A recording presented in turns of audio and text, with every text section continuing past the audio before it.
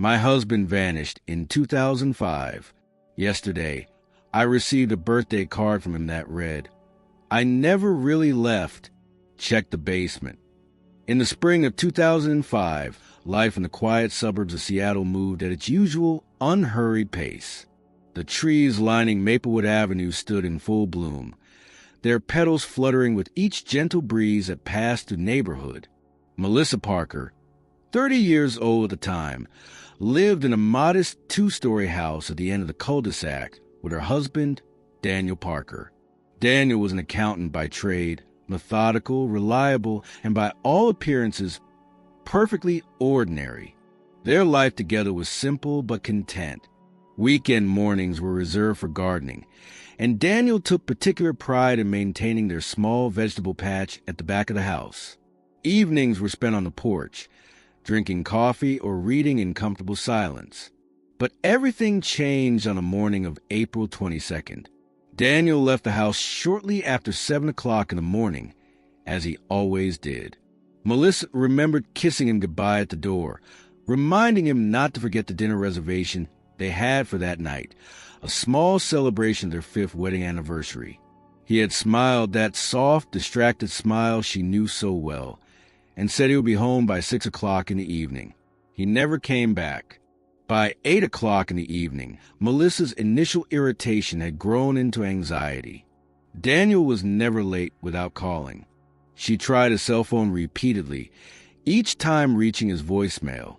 She called his office, only to be told that Daniel had left around noon for a meeting with a client in a neighboring town. No one had seen or heard from him since. By midnight, panic took full hold. Melissa called the local police department. The officer who answered was sympathetic but cautious, explaining that adults had the right to disappear if they wanted to. Still, given the circumstances, Daniel's sudden lack of communication, and the fact that his car had not returned, they agreed to file a missing persons report. The next morning, Melissa's fears intensified when Daniel's car was found abandoned on a desolate stretch of a rural road nearly 20 miles outside the city. The vehicle was locked. His wallet and cell phone were still inside, along with a half-empty coffee cup from a gas station. The car keys rested neatly on the driver's seat, as if placed there intentionally.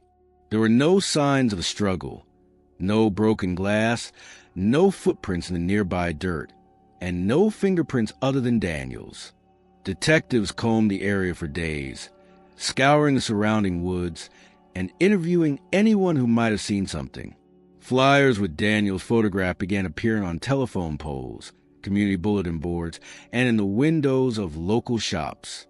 Melissa spent hours driving through nearby neighborhoods, staring at strangers' faces, hoping to catch a glimpse of her husband walking down a sidewalk or sitting in a cafe.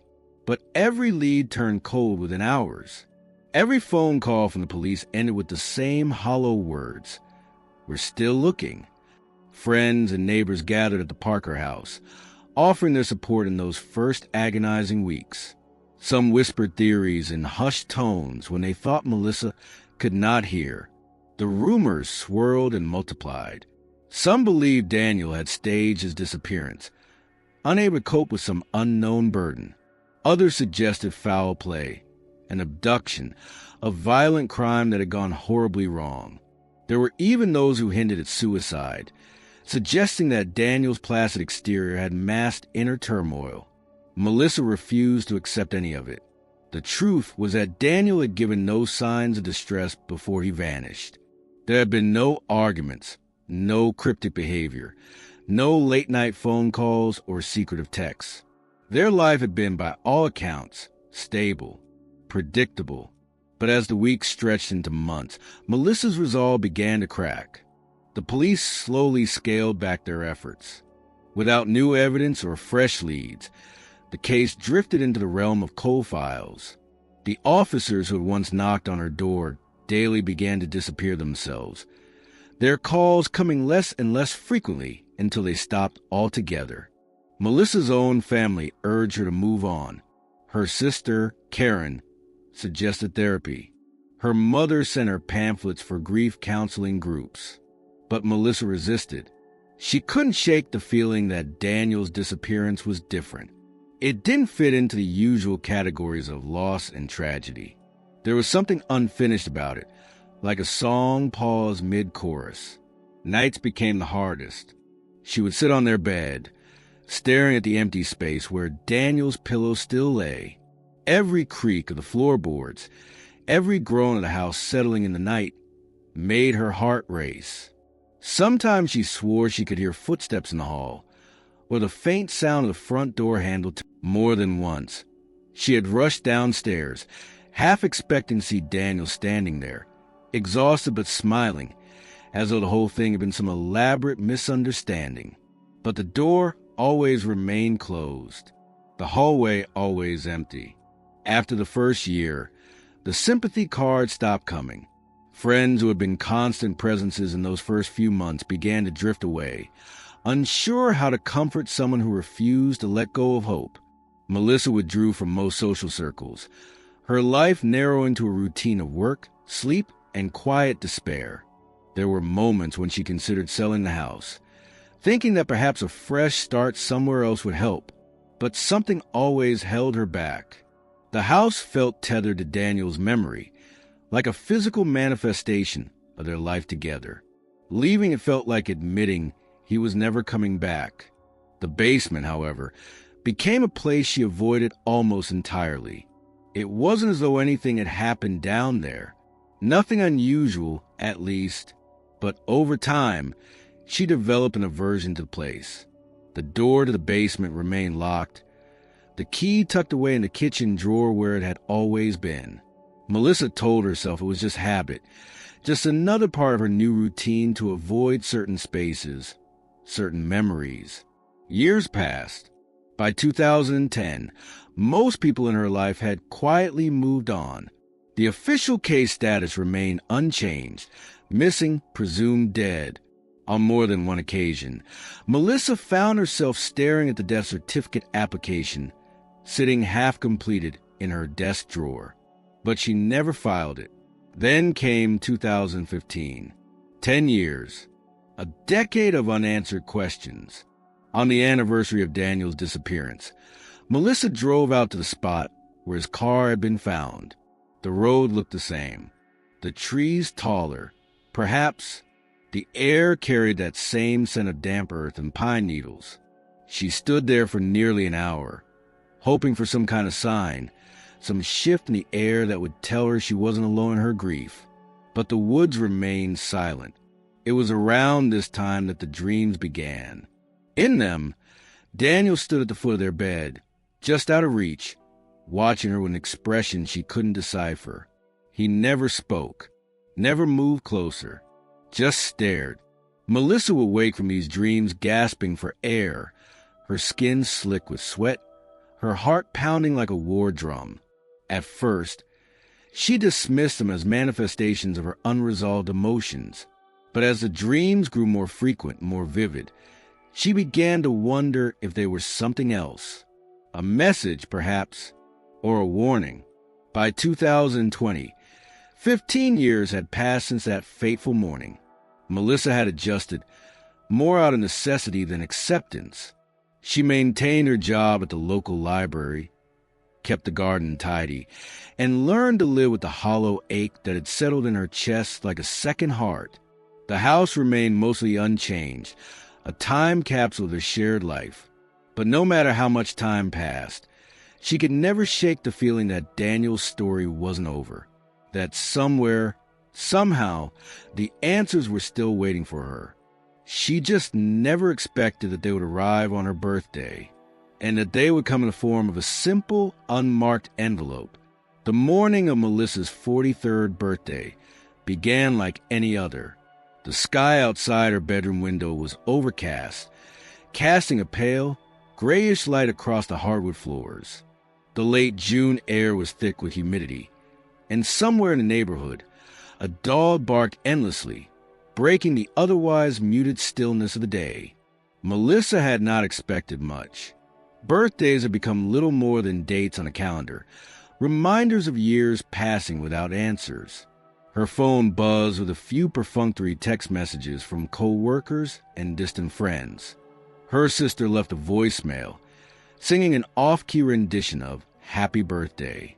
Melissa smiled faintly at the effort, but felt no real sense of celebration. After making herself a modest breakfast, she sat by the kitchen window, staring at the vegetable garden that Daniel had once tended with such care. The tomato plants, overgrown and unruly, seemed to mock her with their disarray. She let her gaze drift toward the mailbox at the end of the driveway. For reasons she couldn't explain, she felt uneasy. There was a kind of static in the air, an almost electric anticipation she hadn't felt in years. By mid-morning, she ventured outside to collect the mail, her bare feet cold against the damp concrete.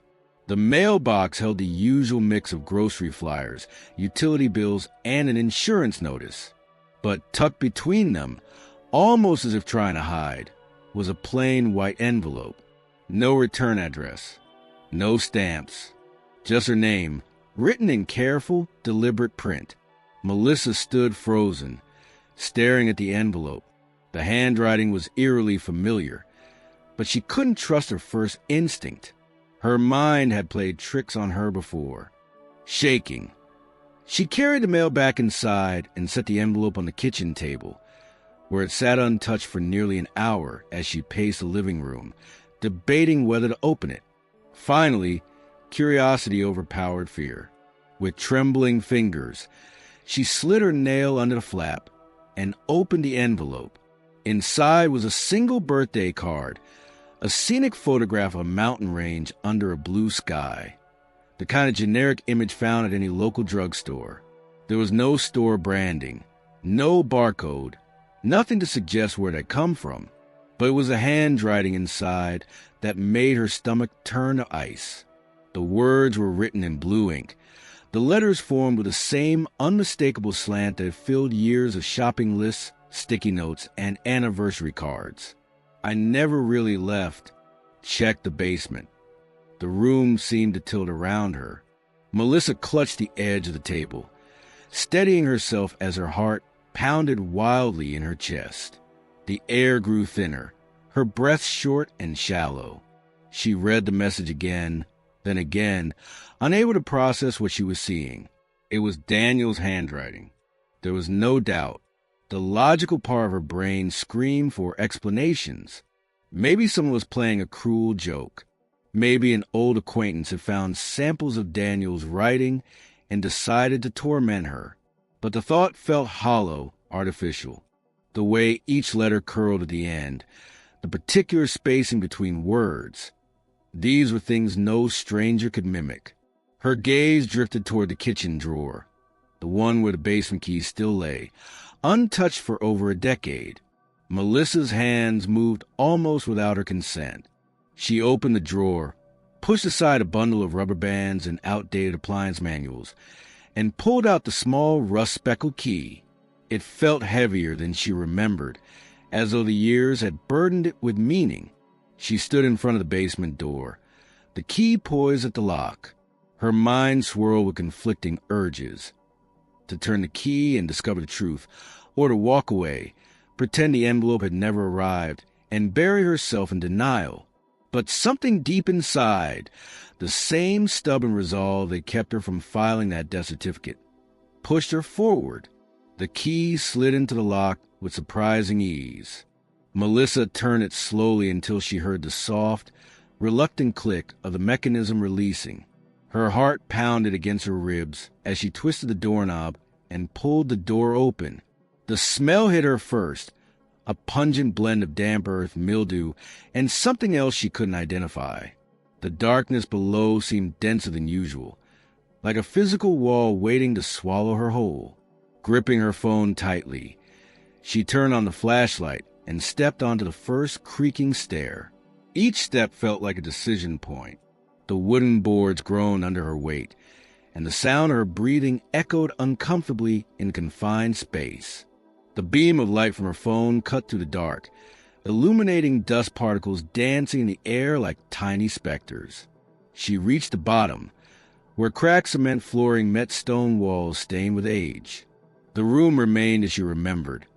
Stacks of cardboard boxes filled with forgotten belongings, old paint cans, gardening tools, and holiday decorations that had not seen daylight in years.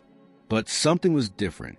A faint scuff mark ran across the floor, leading toward the farthest corner of the basement, the one hidden behind a cluster of stacked furniture and draped, dust-covered sheets.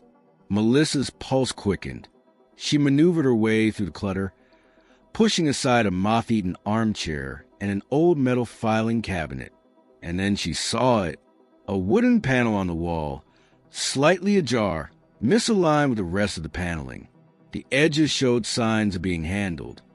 Fingerprints etched into the layer of dust, and scratches where someone had pried it loose. Her breath caught in her throat. With both hands, she pulled at the panel. The wood protested, groaning loudly as it separated from the wall, revealing a narrow doorway just large enough for a person to slip through. The air that drifted out from the hidden space was colder, sharper, like the chill of something long forgotten. Without giving herself time to reconsider, Melissa ducked through the opening. The room beyond was small, almost claustrophobic. The walls were bare concrete, and the ceiling hung low. Against one wall rested a thin, stained mattress, its fabric torn in places. Next to it, a rusted metal table held a collection of objects that made her stomach churn. Empty water bottles, faded clothing, and a stack of spiral notebooks with frayed edges. Melissa's trembling hands reached for the top notebook. She flipped it open to a page near the center. Her eyes scanned the text, each word pulling her deeper into a reality she hadn't imagined possible. The handwriting was Daniel's. The entries began with mundane observations, weather notes, schedules, idle thoughts. But as she turned the pages, the tone shifted. The entries grew frantic, disjointed, filled with paranoia. Daniel wrote of strange noises in the house, of shadows moving where they shouldn't, of voices whispering behind walls. He spoke of people watching him, of feeling trapped. Her heart raced as she read a passage from 2008. They're in the neighborhood now. I saw the same car 3 days in a row parked outside the house. The phone lines are tapped. I can't trust anyone, not even Melissa. Melissa stumbled back from the table, her hand covering her mouth as she tried to steady her breathing. The room seemed to close in around her, the weight of the years crashing down in that single, suffocating moment. But even as panic threatened to overwhelm her, a darker realization crept into her consciousness. If Daniel had been here all these years, if he had been hiding just beneath her feet, why now? Why send the card? Why draw her down here after so long? As she stood in that cold, hidden space, clutching the notebook to her chest, she realized that opening the basement door had only unlocked the first layer of a far more disturbing truth. And somewhere above her, in the house she thought she knew so well, the floorboards creaked as though someone or something was moving. Melissa stood motionless, her heart pounding wildly as she listened to the creaking noises above her. Every instinct screamed for her to run, to get out of the basement and flee the house entirely. But fear pinned her in place, rooting her to the cold cement floor. Her flashlight flickered for a moment, and she shook it roughly to bring the light back to full strength. The hidden room smelled of mold, rust, and stale air, as though it had been sealed for years without any fresh circulation. And yet, there were signs of recent activity. The dust patterns on the floor were disturbed. Footprints half-formed near the doorway she had just entered.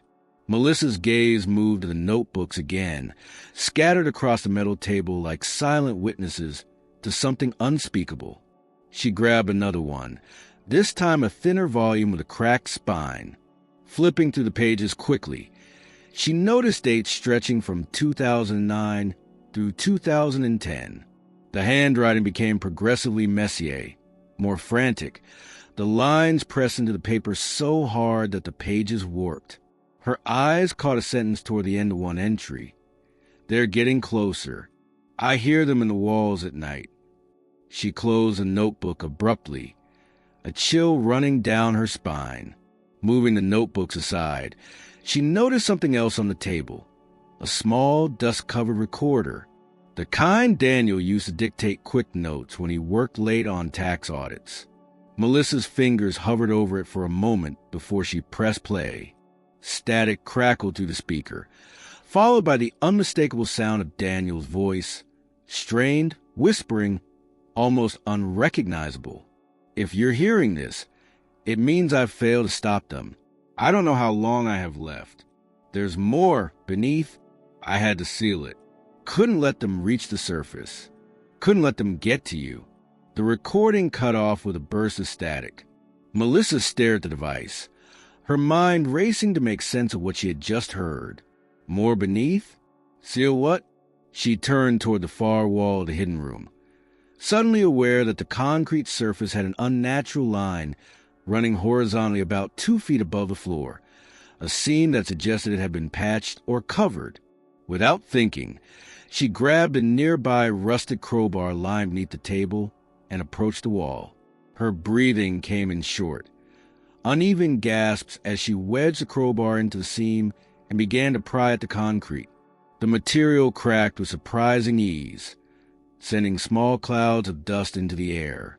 Behind the crumbling layer, Melissa revealed a wooden panel, discolored with age and water damage.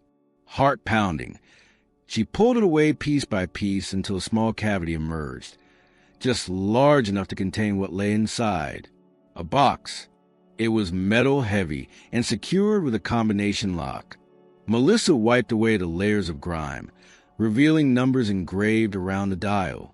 Her mind instinctively went to Daniel's usual password habits: birthdays, anniversaries, or their wedding date.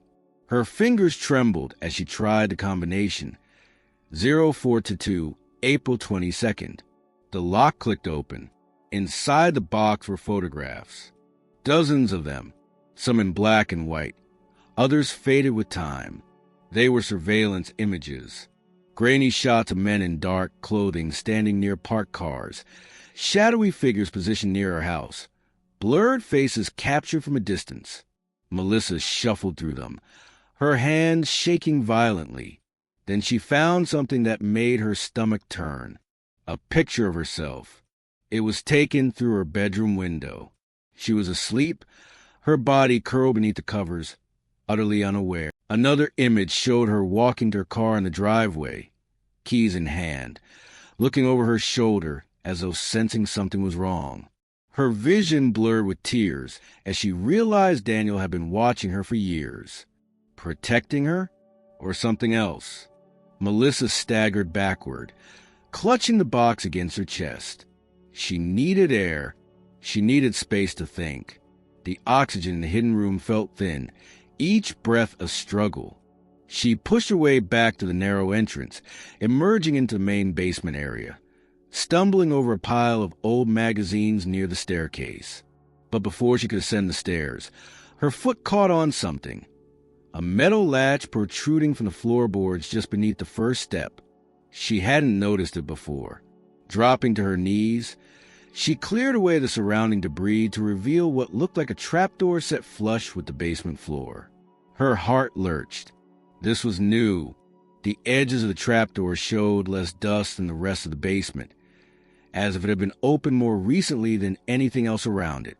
A single, rusted ring handle jutted from the center. Melissa hesitated, considering every horror scenario her imagination could conjure, but then she steeled herself and pulled. The door groaned open on reluctant hinges, revealing a short, wooden ladder descending into another level below. Complete darkness waited at the bottom, swallowing the beam of her flashlight the moment she aimed it down. For a long moment, she stood frozen at the edge, one hand gripping the ladder, the other still holding the metal box of photographs. Then, with slow, careful movements, she began to climb down. The air grew colder with each rung. The smell intensified, earthy, metallic, mixed with something she couldn't name. When she reached the bottom, Her shoes sank slightly into dirt rather than concrete.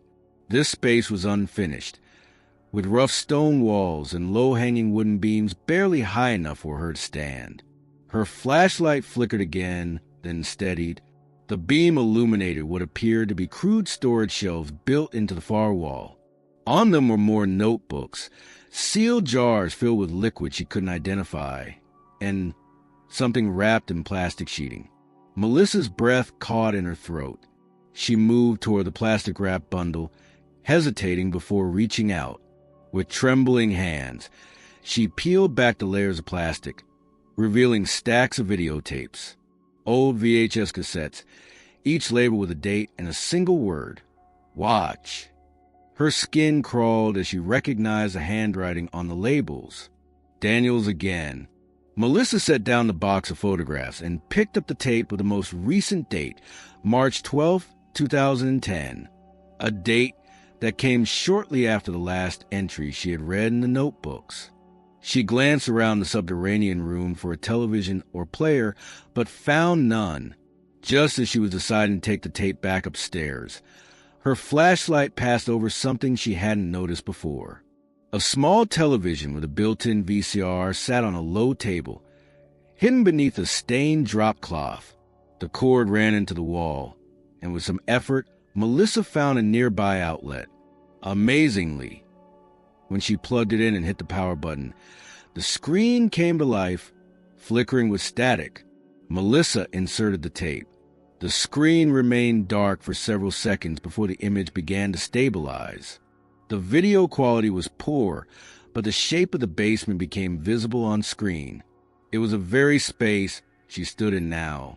Daniel appeared in the frame, standing near the shelves she had just searched. His appearance startled her.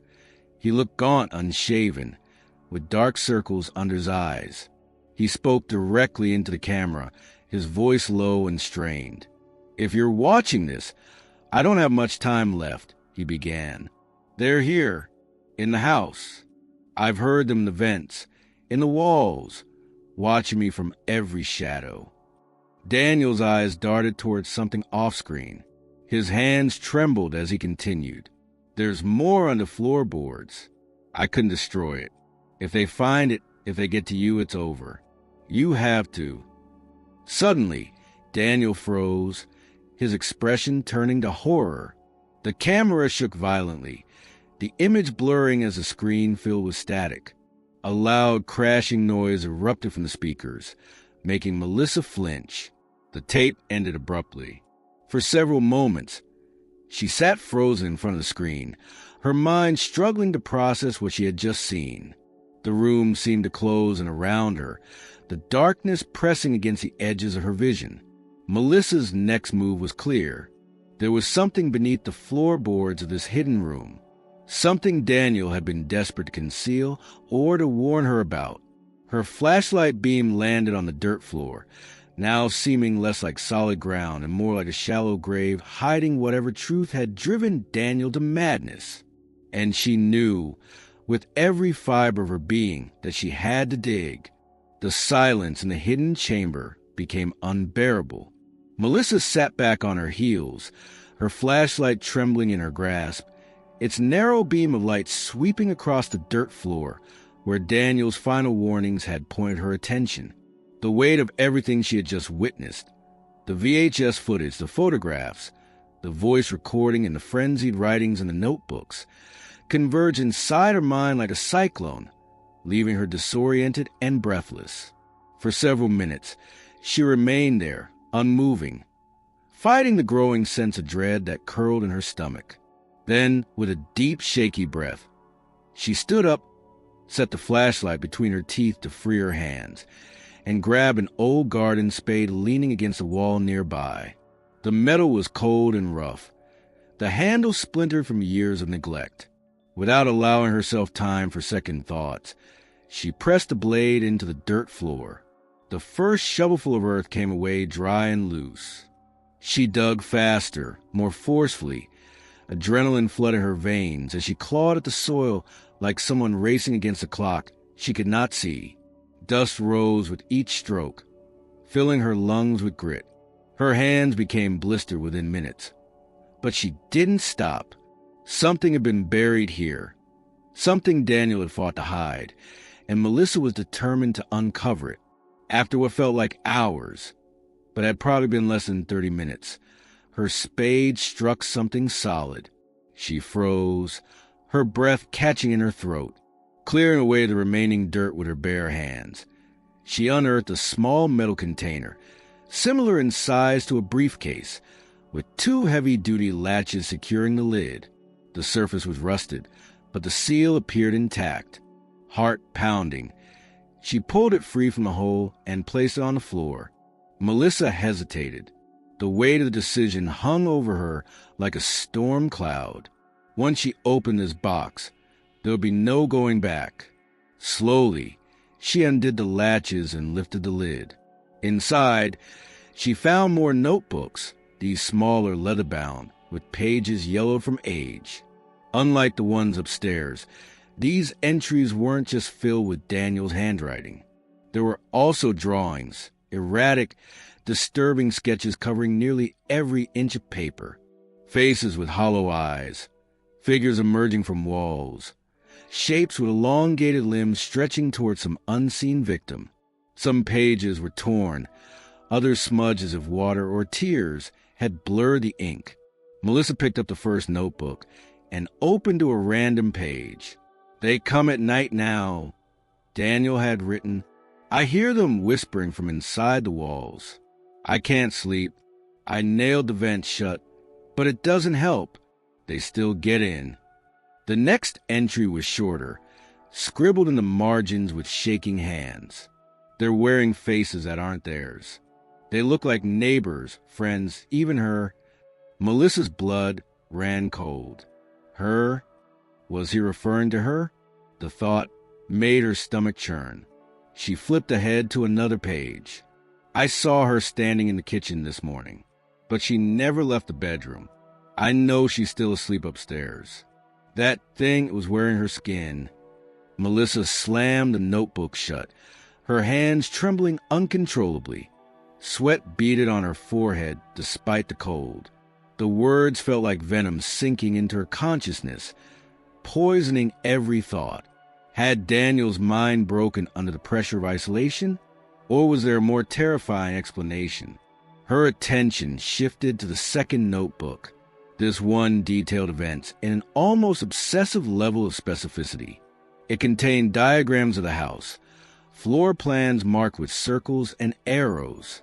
Daniel had noted locations where he believed listening devices had been placed, inside light fixtures, behind electrical outlets, within the walls themselves. There were also lists of license plate numbers, schedules of strangers Daniel had seen passing by the house, and cryptic phrases like the quiet hours and transmission points.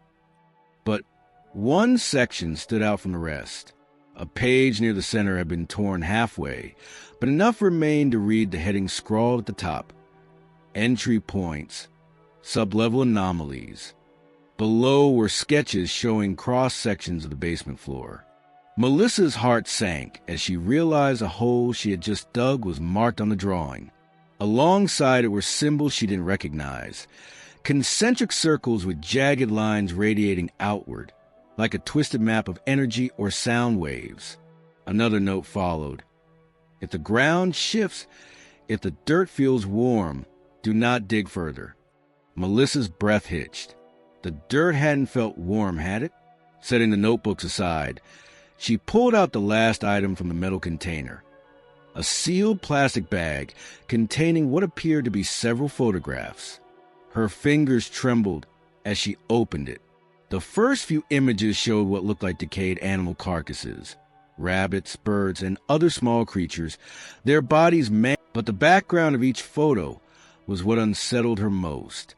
They had been taken in this basement, right near the spot where she sat now. The final photograph made her recoil. It was an image of Daniel himself, standing shirtless in the basement, his back to the camera. What caught her attention wasn't just the state of his body, emaciated, covered in bruises and scratches, but what appeared on the wall behind him. Symbols, dozens of them.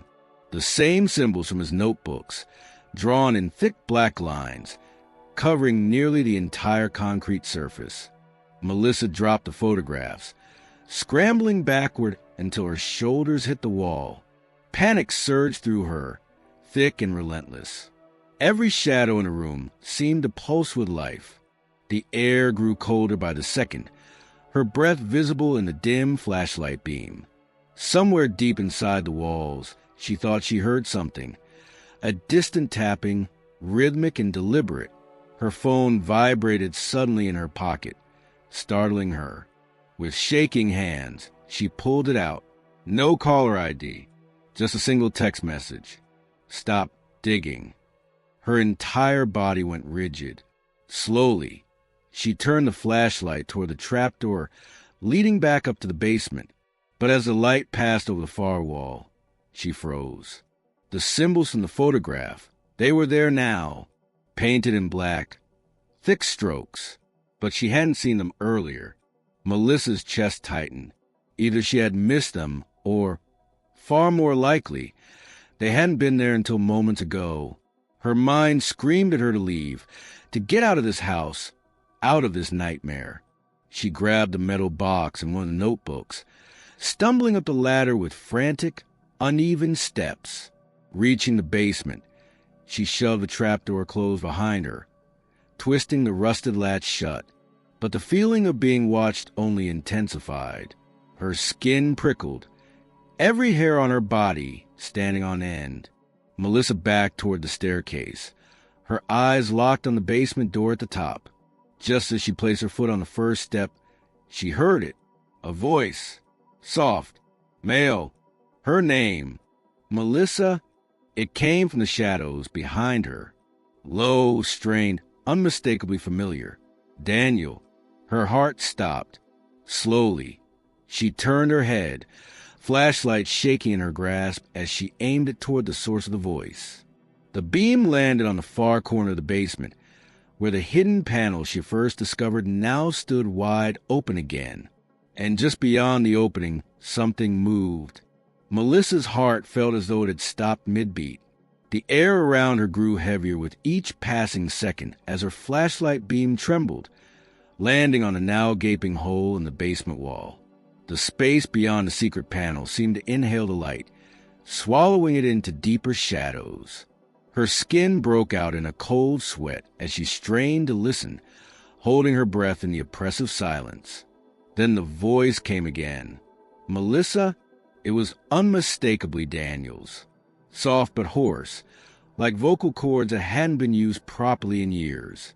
It sounded close, just beyond the wall, as if he were standing mere feet away. But something was wrong with the tone.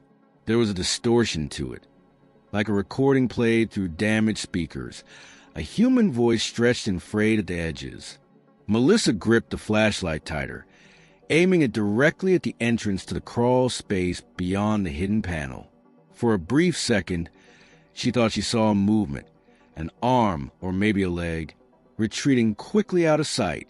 The rational part of her mind screamed to run, to bolt up the stairs and never look back. But something else, something deeper, rooted her to the spot. She had spent 15 years living with the unanswered question of what had happened to Daniel. If there was even the slightest chance that he was alive, she couldn't walk away now. Taking a slow, shaky step forward, she called out, her voice cracking from fear and disbelief. "Daniel? Is that you? Where are you?" There was no immediate response, just silence. And then, after a few agonizing seconds, the voice answered again. "I told you, I never really left." Melissa's breath caught in her throat. The words were identical to the ones in the birthday card. Her knees weakened, but she forced herself to press on, ducking to the low opening and crawling into the passageway beyond the wall. The space was narrow and claustrophobic. The air was dense, smelling of damp soil and something else, something coppery and metallic. Her flashlight flickered, the beam growing weaker as she moved forward on her hands and knees. The walls of the crawl space were lined with exposed pipes and wiring, much of it rusted and corroded. As she moved deeper, the temperature seemed to drop by several degrees. After a few yards, the passage opened up into a larger chamber, one she hadn't known existed beneath her home. The ceiling here was low, the floor uneven and covered in debris. Old furniture, broken tools, and more of Daniel's notebooks littered the space. But what froze her blood was what stood in the center of the room. A figure, tall, thin, and unmistakably human-shaped. It stood with its back to her, dressed in tattered clothes that clung to its skeletal frame. The man's head was tilted slightly to one side, as though listening. Melissa's flashlight dimmed again, and for one horrifying moment, she thought it would die completely, but then it steadied and she could make out more details. The figure's hair was longer, matted, and tangled with dirt. His skin, where visible, looked pale and stretched too tightly over bone. His clothes were familiar, an old flannel shirt and faded jeans Daniel had often worn. But there was something wrong with the way he stood, as if his joints didn't quite move the way they should. Melissa's throat tightened. Every instinct screamed that this was wrong, that whatever stood before her wasn't fully human anymore. Still, her voice broke free in a strained whisper. "Daniel?" The figure turned. Melissa stumbled backward, her body colliding with the dirt wall behind her. The face that met her gaze was both familiar and grotesquely unfamiliar. It was Daniel. At least it bore his features. But the skin around his eyes was sunken and dark, his cheeks hollowed, lips cracked and pulled into something that resembled a smile, but felt more like a grimace. His eyes, they were the worst part. Wide, unblinking, pupils dilated so far that only the faintest ring of iris remained.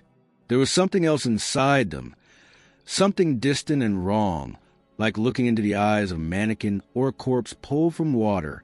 He took a step toward her, the movement jerky, unnatural. "I waited," he whispered, his voice fractured, like broken glass underfoot. "I stayed here. I kept them away." Melissa's voice trembled. "What are you talking about? Who did you keep away?" Daniel's head twitched sharply to the side, the muscles in his neck tightening in a way that seemed physically painful.